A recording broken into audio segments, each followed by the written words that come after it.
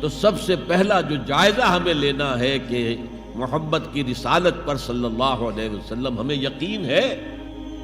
یقین، تصدیق تو ہم کرتے ہیں، زبان سے کہتے ہیں، لیکن یقین، جس یقین کا نتیجہ یہ نکلے کہ پھر نفس کے سارے تقاضے نیچے ہو جائیں اور حضور کی لائی ہوئی ہدایت، حضور کی لائی ہوئی شریعت بالغ ہو جائے. نمبر 2 فرمایا وَعَزَّرُوهُ، ان کی تعظیم کریں. آپ کی جناب میں کوئی گستاخی ہو جائے، ایمان کے لالے پڑ جائیں گے اور آخرت برباد ہو جائے گی.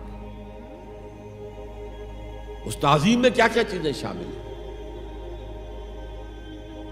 دیکھیے سورہ حجرات میں ابتدائی حصے میں تفصیل سے کہا گیا یا ایھا الذین آمنوا لا ترفعوا اصواتکم فوق صوت النبی ولا تجہروا له بالقول کجہر بعضکم لبعض ان تحبط اعمالکم وانتم لا تشعرون.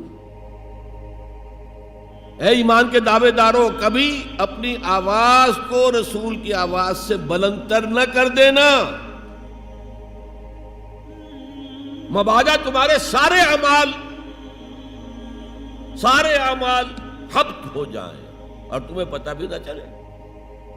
میں نے کوئی گناہ کبیرہ تو نہیں کیا ہے، میں نے کوئی کفر تو نہیں کیا ہے، بس یہی ہوا نا کہ حضور کی آواز کے مقابلے میں اپنی آواز کو اونچا کر دیا. لا ترفعوا اصواتکم فوق صوت النبی ولا تجہروا له بالقول کجہر بعضکم لبعض، بلند آواز سے جیسے آپس میں باتیں کر لیتے ہو ایسے کبھی بات نہ کر بیٹھنا. ان تحبط اعمالکم، کہ تمہارے سارے اعمال حبط ہو جائیں، اکارت چلے جائیں، ختم ہو جائیں. وانتم لا تعلمون، تمہیں احساس بھی نہ ہو کہ ساری پونجی لٹ گئی. اس آیت کا ہم پر اطلاق کیسے ہوگا؟ کبھی سوچا؟ صحابہ کرام تو یقیناً اس کے مخاطب اول تھے، ہم پر کیسے اطلاق؟ اگر ہماری گفتگو ہو رہی ہو، بحث ہو رہی ہو، میں کچھ کہہ رہا ہوں، آپ کچھ کہہ رہے ہیں، لیکن کوئی کہہ دے حضور نے یوں فرمایا ہے، فوراً چپ ہو جاؤ. اب اگر کہا نہیں میرا خیال یہ، اب گویا کہ یہ حضور کی آواز سے آپ نے اپنی آواز اونچی کر، اپنا فکر، اپنا فلسفہ، اپنا فہم، اپنی سوچ، اپنی عقل. ہاں بعد میں تحقیق کر لو، یہ جو کہا تھا کہ حضور نے فرمایا، فرمایا بھی ہے کہ نہیں ہے، حدیث صحیح ہے کہ نہیں ہے، مستند ہے کہ نہیں ہے. لیکن اس وقت آواز بند کر لینا لازم ہوگا کہ اس کے بعد اقول نہیں کہہ سکتا میں یہ کہتا ہوں. اس کا تو مطلب یہ کہ آپ مد مقابل بن کر رسول کے آ رہے ہیں. لا ترفعوا اصواتکم فوق صوت النبی ولا تجہروا له بالقول کجہر بعضکم لبعض ان تحبط اعمالکم وانتم لا تشعرون.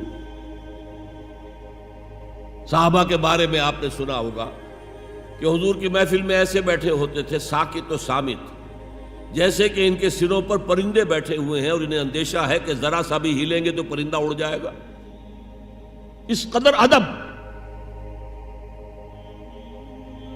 حضور صحابہ سے سوال کرتے تھے اور یہ آپ کا طریقہ تھا تعلیم کا کہ پہلے ایک سوال سامنے لایا جائے تاکہ ان کا ذہن کھلے، سوچیں خود بھی. یہ تعلیم کا بہترین طریقہ ہے. اس کے بعد ہوتا کیا تھا؟ جواب نہیں دیتے تھے، اللہ و رسولہ عالم، اللہ اور اس کا رسول بہتر جانتے. پھر اگر دوبارہ آپ پوچھتے تھے تو جو بھی سمجھ میں آتا تھا کہتے تھے. مجھے یاد آ رہی ہے ایک حدیث اور اچھا ہے کہ وہ آپ سن لیں، اس لیے کہ عام شکایت یہ ہے کہ مذہبی لوگ معاملات میں اچھے نہیں ہوتے. مسجدیں بنوائیں گے، مسجدوں میں قالین بچھوائیں گے، وہاں پر فانوس لگوائیں گے، سب کچھ کریں گے، مدرسوں کی خدمت کریں گے، علماء کی خدمت کریں گے، لیکن معاملات، تجارت، کاروبار، بین الانسانی تعلقات عام شکایت ہے، اس کی وہ پرواہ نہیں کرتے، حقوق العباد کا لحاظ نہیں. تو حضور نے ایک مرتبہ پوچھا صحابہ سے اتدرون من المفلس، تم جانتے ہو مفلس کون ہوتا؟ صحابہ نے جواب دیا المفلس عندنا من لا درہم لہ ولا دینارا. حضور ہم اس شخص کو مفلس سمجھتے ہیں جس کے پاس درہم و دینار نہیں ہے. ہم کہیں گے روپیہ پیسہ نہیں ہے.